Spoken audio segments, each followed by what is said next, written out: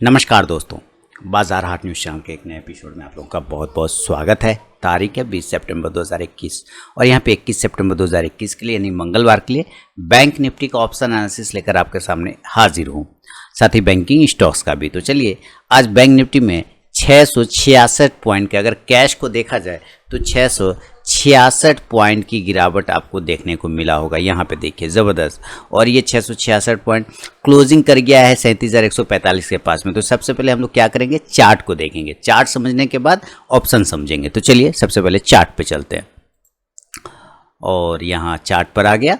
अब चार्ट पर आने के बाद क्या करना है, हम लोग बैंक निफ्टी का चार्ट लगाने वाले, और ये लग गया बैंक निफ्टी का चार्ट आपके सामने में।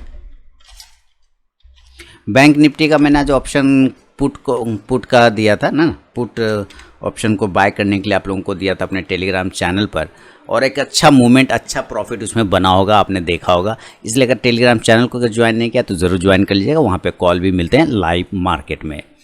अभी देखिए यहाँ पे इसने इम्पॉर्टेंट, हालांकि इसने जो इंडिकेशन था फ्राइडे को ही, लास्ट 17 सितंबर को एक सिग्नल दे दिया था कि मे भी प्रॉफिट बुकिंग आ सकता है। और मैंने आप लोगों को कहा भी था प्रॉफिट बुकिंग कहाँ से इसमें आ सकता है।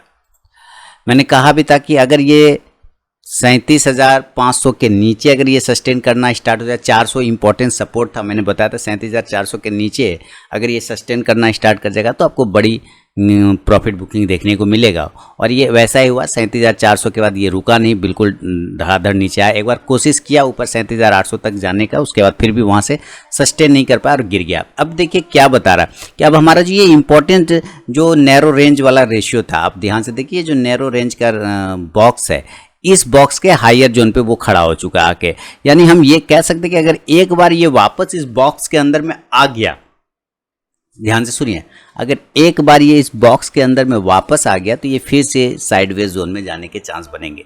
लेकिन उम्मीद है जहां तक कि 37,000 यानी 36,900 से, यहाँ पे लिखना चाहूँगा, 36,900 से लेके 37,000 का एक इम्पॉर्टेंट सपोर्ट जोन है। आज का जो क्लोजिंग देख रहे हैं आप 37,145 पे कर रहा है, तो हम ये मान के चल रहे हैं कि, और लो लगाया था 37,068 का, इसलिए हम ये कह सकते हैं कि 37,000 और 36,900 का एक इम्पॉर्टेंट सपोर्ट एरिया, इस बात को ध्यान में रखना है। इसके ऊपर जब तक रहेंगे टेंशन वैसे नहीं लेना है। इस बड़ी कैंडल का जो लो पॉइंट है, ध्यान से देखेंगे हम लोग, बड़ी कैंडल का जो लो पॉइंट है, इसी लो पॉइंट का एक मिनट दोस्तों, इसी लो पॉइंट का यहाँ पर आपको एक बड़ा स्टॉप लॉस लगा के चलना होगा। अगर आप इसको हायर जोन पे रख के चलते हैं, यानी कि अगर आपने बाय कर रखा है तो आपको इसी कैंडल का जो लोएस्ट पॉइंट है, इस बड़ी कैंडल का जो लोएस्ट पॉइंट है, यही आपको स्टॉप लॉस लगा के चलना पड़ेगा। और अगर इसका लोएस्ट पॉइंट का बात करें तो लो आ रहा है इसका 36,900। तो मैंने वही बात आपको बताने का कोशिश किया कि 36,900 से लेकर 37,000 इंपॉर्टेंट सपोर्ट जोन पे है। ठीक है, तो ये चीज़ को ध्यान में रखेंगे और अभी देखेंगे कल क्या बन सकता है मार्केट में सिनेरियो। इसके लिए हमें ऑप्शन डेटा की तरफ रुख करना पड़ेगा। तो चलिए ऑप्शन डेटा पे चलते हैं। तो यहाँ पर ऑप्शन डेटा आ गया। तो जैसा कि क्लोजिंग कर रहा है, कितने पे क्लोजिंग कर रहा है, 37,145 पर स्पॉट प्राइस। अब फ्यूचर में ये क्लोज किया 37,167 पर। तो 37,145 पे क्लोज किया, इसका मतलब हम 37,100 के पास में एट द मनी बैठे हुए हैं। इस बात को समझ रहे हैं कि हम 37,100 के पास में एट द मनी है। लेफ्ट साइड में हमारा रेजिस्टेंस होगा क्योंकि हम यहाँ पे कॉल को ऑब्जर्व कर रहे हैं। राइट साइड में सपोर्ट होगा क्योंकि हमारा पुट यहाँ पे ऑब्जर्व करने की कोशिश कर रहे हैं। तो चलिए सबसे बड़ा सपोर्ट रेजिस्टेंस की कहाँ पे बात करते हैं, यहाँ पे है 1,84,000 कॉल राइटर। 37,100 के स्ट्राइक प्राइस पर 1,84,000 कॉल राइटर है। इसके मुकाबले हम पुट की बात करते हैं तो 3,37,000 है। तो हम ये कह सकते हैं कि अगर नज़दीक में, अगर हमें नियर में, अगर हम एक छोटा सपोर्ट की बात करें कि नियर में जो पहला सपोर्ट बनता है हमारा, वो कौन सा सपोर्ट है, तो जाहिर सी बात है 1,84,000 के मुकाबले 3,37,000 ज़्यादा पुट राइटर है। तो हम 37,100 का एक छोटा लेकिन नज़दीक में सपोर्ट लेके चल सकते हैं।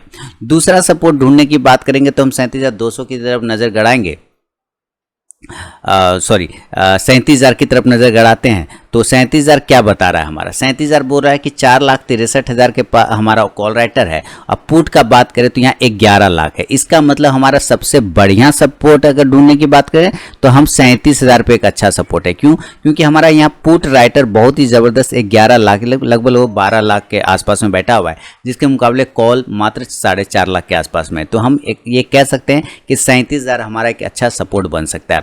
36,900 जहाँ से आज हम लोग लो लगा के वापस आए, ये बहुत अच्छा सपोर्ट होगा। इसके मुकाबले हम देखते हैं तो 2,16,000 पुट राइटर है, कॉल मात्र 39,500 के आसपास में आ रहा है। इसका मतलब है हम 36,900 के नीचे तो अभी फिलहाल जाने के मूड में नज़र नहीं आ रहे।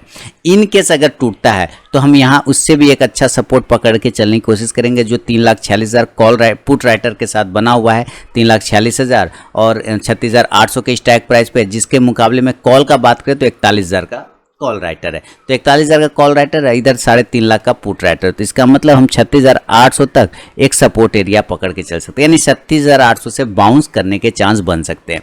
तो ये वो एरिया है जहां से बैंक निफ्टी बाउंस कर सकता है, बैंक निफ्टी बाउंस कर सकता है। अब जो लास्ट में मैंने डाला था वीडियो, उसमें मैंने ये लेवल लिखे थे, आपको मैं उसका थंबनेल दिखा दूं। जो लास्ट मैंने संडे को वीडियो बना के बैंक निफ्टी का डाला था, उसका थंबनेल अगर आपको याद होगा तो मैं थंबनेल आपको दिखाता हूं।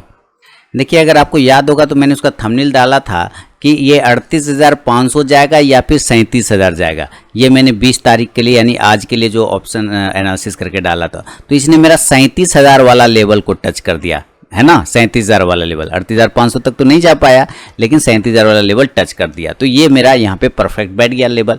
अब इसको चीज़ को ध्यान में रखें और चलते हैं कि हमने क्या ढूंढा चार्ट पर। हमने कुछ सपोर्ट ढूंढे। हमने क्या ढूंढ लिए? हमने कुछ सपोर्ट ढूंढा। तो जैसे ये सपोर्ट हमारा आ गया 37,100, 37,000, 36,900, 36,800। अब हम क्या ढूंढेंगे? अब हम रजिस्टेंस ढूंढेंगे। तो रजिस्टेंस के लिए नीचे की साइड में हमें रुक करना पड़ेगा, जहाँ पे हम 37,200 से अगर हम स्टार्ट करते हैं तो यहाँ पे हम क्या देख रहे हैं कि 3,96,000 यानी लगभग 4 लाख कॉल राइटर है।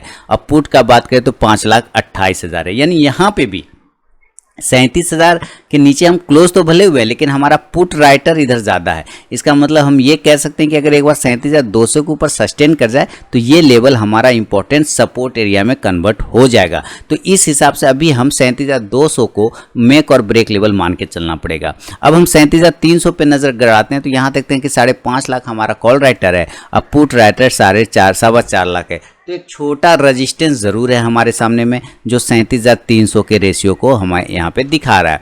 इसके अलावा हम 37,400 की तरफ रुख करते हैं तो यहाँ पता चलता है 4.25 लाख यानी 4,75,000 के आसपास कॉल राइटर है। अब पुट राइटर मात्र 2.5 लाख है। इसका मतलब 37,400 बड़ा रजिस्टेंस कन्वर्ट होता हुआ नज़र आ रहा है।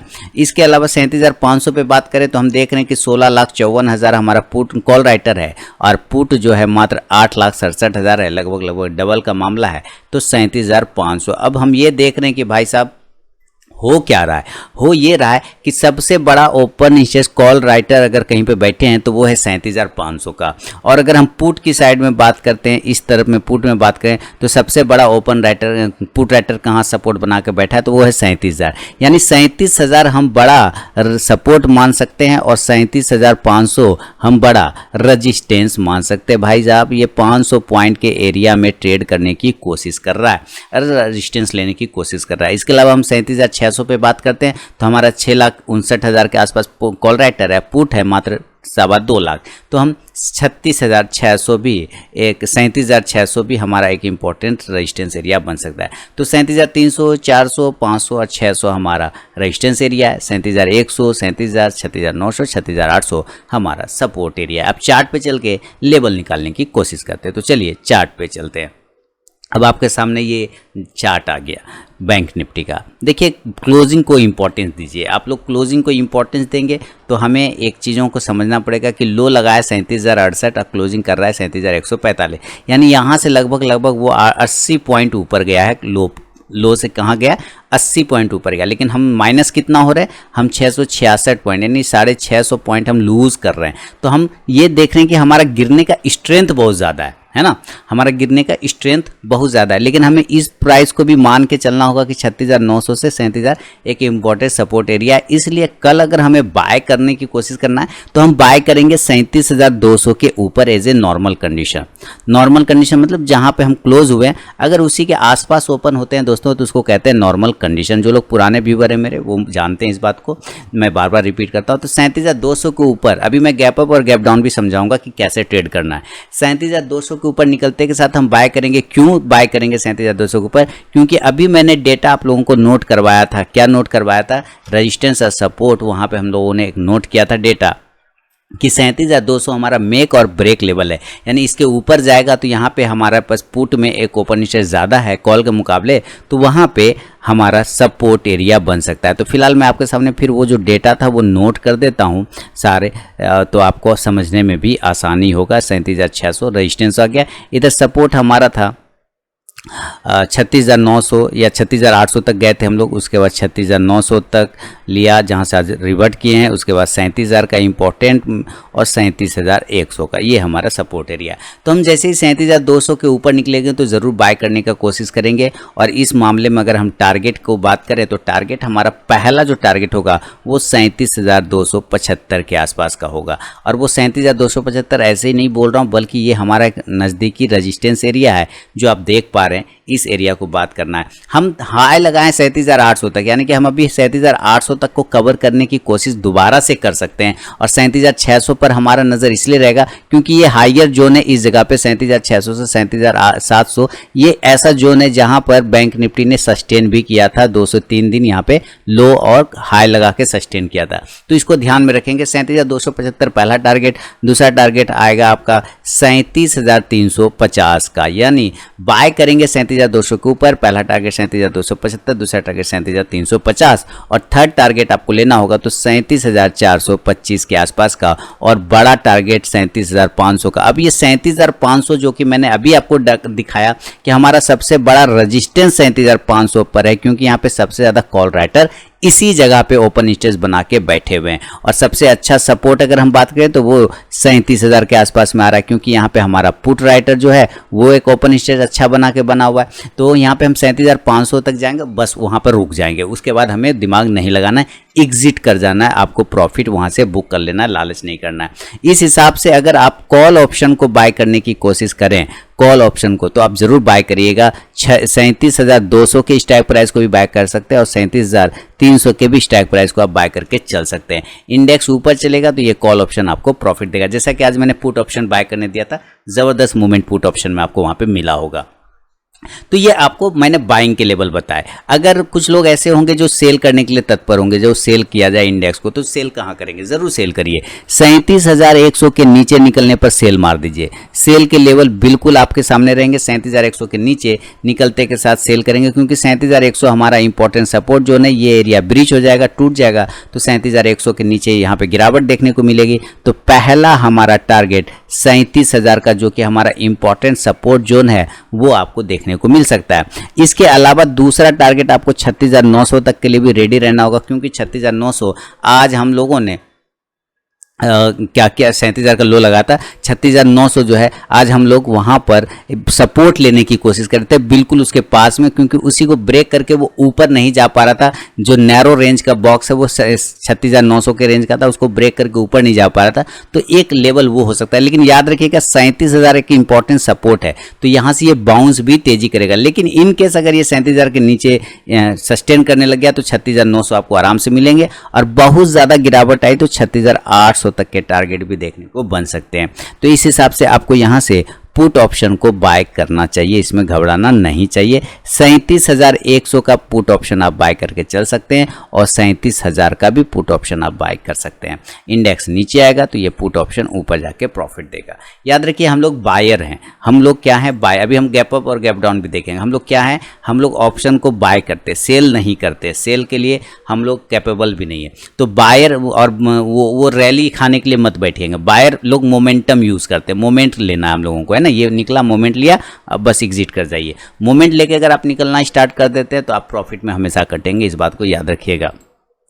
तो एक नॉर्मल कंडीशन में मैंने आपको गैप अप और गैप डाउन समझा दिए दोस्तों। लेकिन इन केस अगर ये गैप अप के जगह पे, ये नॉर्मल कंडीशन की जगह पे गैप अप और गैप डाउन हो जाए तो वहाँ पे फिर लेवल क्या बनेंगे, तो यहाँ पे मैं गैप अप लिखना चाहूँगा। क्या होगा, gap up condition, gap up scenario क्या बनेगा। देखिए गैप अप क्या हो सकता है, 37,800 के पास में तो हम ओपन क्लोज ही कर रहे हैं, ओपन हाई लगाए, और 37,145 के पास तो हम क्लोज कर रहे हैं। लेकिन मेरे लिए अब जो नया लेवल है, नया रजिस्टेंस एरिया है, वो हमारा 37,500 का है, जो कि मैंने आपको बता दिया क्यों होगा, क्योंकि यहाँ पे सबसे ज़्यादा ओपन इंटरेस्ट कॉल के साइड में बना के लोग बैठ गया है ना, कॉल के साइड में बना के बैठ गया। तो 37,500 हमारा एक इंपॉर्टेंट रेजिस्टेंस एरिया होगा। तो अगर इन केस यहाँ पे ये ओपन होता है 37,500 पे, तो ओपन हायर ओपन इंटरेस्ट होने की वजह से आपका कर्तव्य सेल का बनेगा। आपको सेल के साइड में ही जाके इसको बेच देना है। अगर आप इसको बेचते हैं 37,500 के बाद, हो सकता है 37,600 हो जाए आपके बेचने के बाद, तो आप यहाँ पे भी थोड़ी क्वांटिटी ऐड करके सेल कर सकते हैं। हम पॉजिटिव अब तब तक नहीं होंगे, याद रखिए, हम पॉजिटिव तब तक नहीं होंगे जब तक हम 37,800 के ऊपर सस्टेन नहीं करें, तब तक हम पॉजिटिव नहीं होंगे। तो 37,600 से लेकर 500 के आसपास जरूर सेल करेंगे। नीचे का जो टारगेट खुलेगा वो 37,400 का खुलेगा, 37,300 का खुलेगा, और 37,200 तक आने का कोशिश कर सकता है, जो कि हमारा मेक और ब्रेक लेवल है।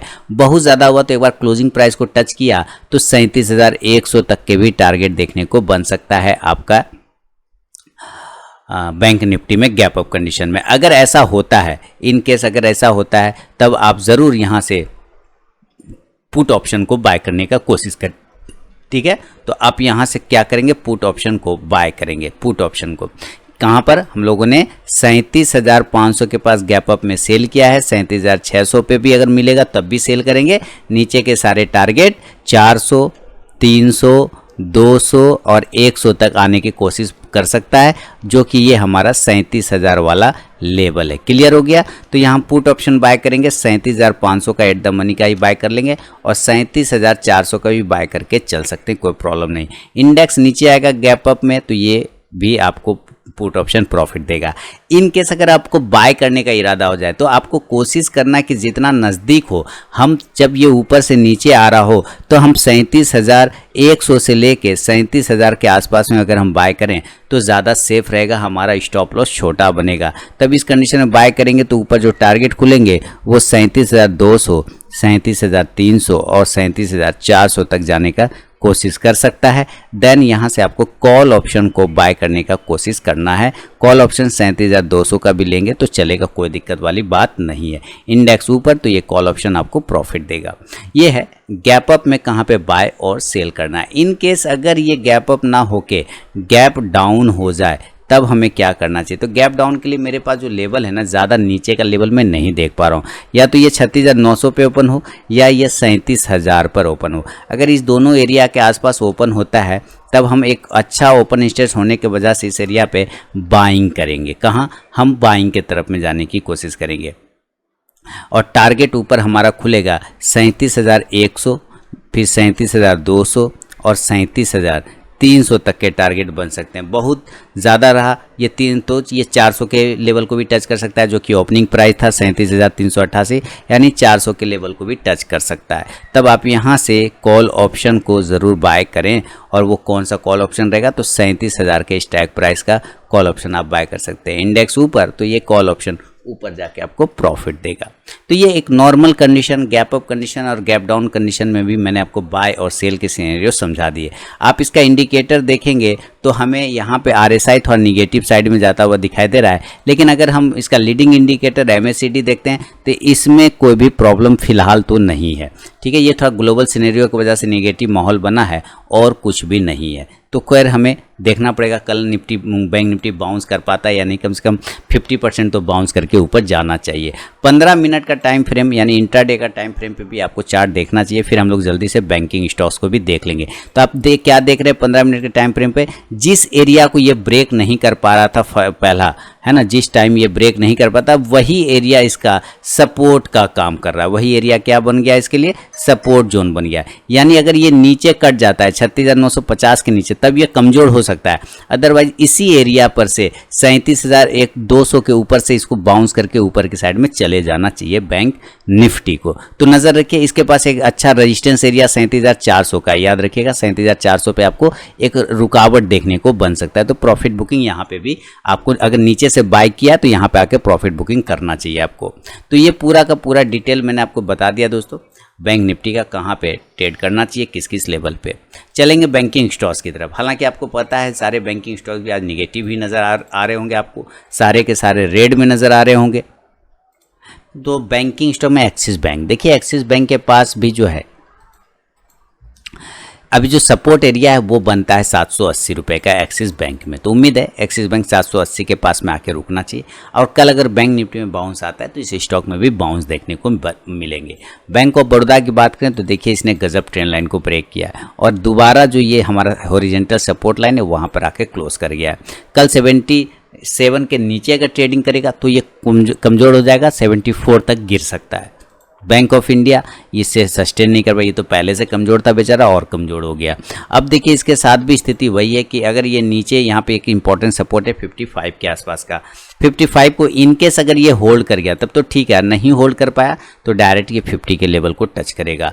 कैनरा बैंक ये थोड़ा मजबूत है, देखिए चार्ट में गिरावट दिख रहा है लेकिन ये है मजबूत इसलिए है कि ये अपने सपोर्ट एरिया के पास में ट्रेड करने की कोशिश कर रहा है, यानी अपने हॉरिजॉन ये जो ट्रेंड लाइन का सपोर्ट एरिया वहाँ पे आके यहाँ से ये जिस तरह से बाउंस करके ऊपर गया था कल भी ऐसे बाउंस करके ऊपर जा सकता है। लेकिन अगर 150 के नीचे ट्रेड कर गया तो थोड़ा कमजोरी देखने को मिलेगा, 145 तक आ सकता है। फेडरल बैंक नहीं जा पा रहा है ना, 88 के ऊपर जा ही नहीं पा रहा। जब तक 88 और 92 ये दो एरिया, मैंने कल भी अपने लाइव सेशन यूट्यूब पे बताया था इस बात को कि रात में जो संडे में आया था कल, तो उसमें भी बताया था कि भाई जब तक ये 88 और 92 के ऊपर नहीं जाएगा ना ये परेशानी रहेगा। तो अभी देखिए नीचे के लेवल 78 को टच कर सकता है। HDFC बैंक 1580 के ऊपर पॉजिटिव होगा और नीचे इनकेस अगर ये काट देता है 1555 को तो फिर सेल साइड जाएंगे 1540 के टारगेट के लिए इंट्राडे में। ICICI बैंक अगर तोड़ देता है नीचे के साइड में 700 को तो कमजोर हो जाएगा, 690 से 700 से लेकर 690 तक के टारगेट आपको आराम से दिखेगा। अगर ये 700 के नीचे आता है तो 690 680 के टारगेट मिलेंगे। पॉजिटिव तब तक नहीं होगा जब तक ये 720 को ब्रेक ना करे। IDFC फर्स्ट बैंक चिंता टेंशन की बात नहीं, इसको बाय ऑन डिप करके चल सकते हैं पोर्टफोलियो स्टॉक में। इंडियन बैंक देखिए 145 के टारगेट तो कंप्लीट हुए थे लेकिन अब नीचे आने के लिए फिर से ये तैयार खड़ा है। तो 130 के आसपास अगर ये फिर मिले तो यहाँ से एक फिर से बाइंग में आने के चांस बनेंगे इसके। इंडसइंड बैंक सपोर्ट एरिया पे आने देते हैं 1060 के आसपास, देन फिर बाय किया जाएगा, अभी कुछ भी नहीं करना है। कोटक बैंक ये मजबूत रहा गिरावट में भी लेकिन रिजेक्शन मिला है, तो मैंने कहा भी था ये हायर जोन से रिजेक्शन मिल सकते हैं इसको, वैसा रिजेक्शन मिला है। तो 2050 के ऊपर जब तक कोटक बैंक नहीं जाए सक्सेस ये नहीं करेगा। PNB बाय ऑन डिप करना है, पोर्टफोलियो स्टॉक रखना है, not for short term not for intraday. RBL bank की बात करें तो अपने इंपॉर्टेंट सपोर्ट के पास फिर से आ सकता है 170 का, तो 170 से होल्ड करेगा ऊपर की साइड में तो बाय करेंगे दोबारा से। SBI छोड़ देंगे अभी, नीचे के लेवल 430 पर गिर सकता है। कल अगर ये ब्रेक करेगा 435 तो 430 इंट्राडे में। यस बैंक नो व्यू, कोई दिक्कत वाली बात नहीं। यूनियन बैंक 37 के ऊपर सस्टेन नहीं करता है, कोई फायदा नहीं, एवॉइड। बंधन बैंक जब तक अब 300 के ऊपर क्लोजिंग ना करे कोई ट्रेड नहीं करना। हाँ 290 के ऊपर निकल जाए तो ठीक है, 300 का टारगेट बन सकता है। AU बैंक ये आज पॉजिटिव रहा है लेकिन 1150 का एक रेजिस्टेंस एरिया है वो ब्रेकआउट करेगा तो 1175 से 1200 तक के target AU small finance bank दिखा सकता है। तो दोस्तों ये था बैंक निफ्टी और बैंकिंग स्टॉक में मेरा अपना व्यू। पसंद आए तो ज़रूर बताइएगा और साथ ही टेलीग्राम चैनल को ज्वाइन नहीं किया तो ज्वाइन करिए लाइव मार्केट में कॉल प्राप्त करने के लिए। तो मिलूंगा नेक्स्ट वीडियो में, तब तक के लिए बहुत बहुत धन्यवाद।